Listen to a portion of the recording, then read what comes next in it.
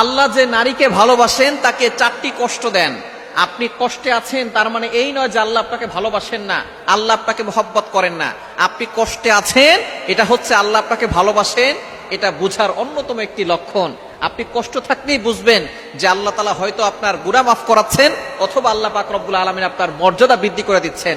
সুতরাং নারীদের জীবনে যদি এই 4টি কষ্ট থাকে, তাহলে বুঝে নিবেন যে আল্লাহ পাক রব্বুল আলামিন আপনাকে ভালোবাসেন, আপনাকে মহব্বত করেন, এবং এই কষ্ট দিয়ে আল্লাহ পাক রব্বুল আলামিন আপনার মর্যাদা বৃদ্ধি করে মৃত্যুর সাথে সাথে আপনাকে জান্নাত দিতে চাচ্ছেন। নাম্বার 1, 1 নাম্বার হচ্ছে মানুষের অন্যায় সমালোচনা।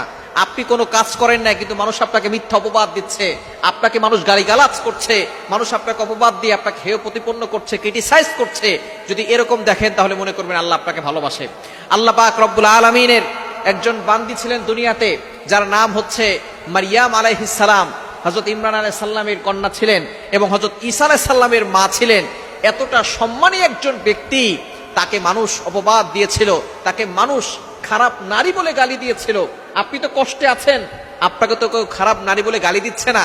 একটু দেখেন মারিয়াম আলাইহিস সালামের দিকে ফোকাস করেন, মানুষ তাকে প্রস্টিটিউট নারী বলে গালি দিয়েছে, নাউজুবিল্লাহ। তার গোত্রের লোকেরা তাকে এই কথা বলে গালি দিয়েছে। আল্লাহ পাক রব্বুল আলামিন তাকে পরীক্ষা করেছিলেন, স্বামী ছাড়া সন্তান দিয়েছেন। জিবরাইল আলাইহিস সালামকে তার কাছে পাঠিয়েছিলেন। জিবরাইল আলাইহিস সালাম তার কাছে গিয়ে বলতেছেন, আপনাকে আল্লাহ তাআলা সন্তান দান করবেন, পুত্র সন্তান, এই সন্তান নবী হবেন। এবার মারিয়াম আলাইহিস সালাম বলতেছেন, আমার তো কোনো স্বামী নাই, স্বামী ছাড়া কখনো সন্তান হয় না।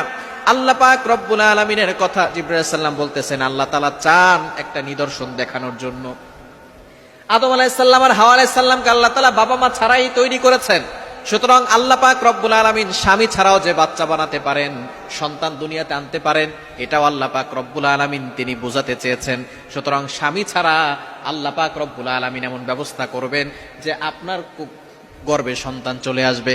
মারিয়াম আলাইহিস সালাম বলতেছেন, যদি আল্লাহ তাআলা এমন করতে চান তাহলে আমি আল্লাহ তাআলার সেই ফয়সালায় আমি সন্তুষ্ট আছি। জিবরাইল আলাইহিস সালাম এবার তার জামার আস্তিনে একটা ফু দিয়েছেন, আর তার গর্ভে বাচ্চা চলে এসেছে। এবার মানুষ যখন তাকে দেখেছে, দেখার পরে তার ব্যাপারে বিভিন্ন ধরনের মতবাদ, অনেক ধরনের অপবাদ দেওয়া শুরু করেছেন। বলতেছে, তোমার মা তো ভালো ছিল, বাবা তো ভালো ছিল, কিন্তু তুমি এতটা অন্যায় কাজ কিভাবে করলে? এই যে একটা অপবাদ সে সহ্য করেছে, কিন্তু তারপরও তিনি ভরসা হারান নাই, আল্লাহর উপরে সবসময় ভরসা রেখেছেন। শেষ পর্যন্ত ঈসা আলাইহিস সালাম যখন জন্মগ্রহণ করেছেন, ছোটকাল কোল থেকেই তিনি কথা বলা শুরু করেছেন। তিনি বলেছেন, ক্বালা ইন্নী আবদুল্লাহ আতানিয়াল কিতাব। আল্লাহ পাক রব্বুল আলামিনের তিনি একজন বান্দা, এটা তিনি ছোট্টবেলায়, যে সময় বাচ্চারা কথা বলতে পারে না, তখনই তিনি কথা বলেন।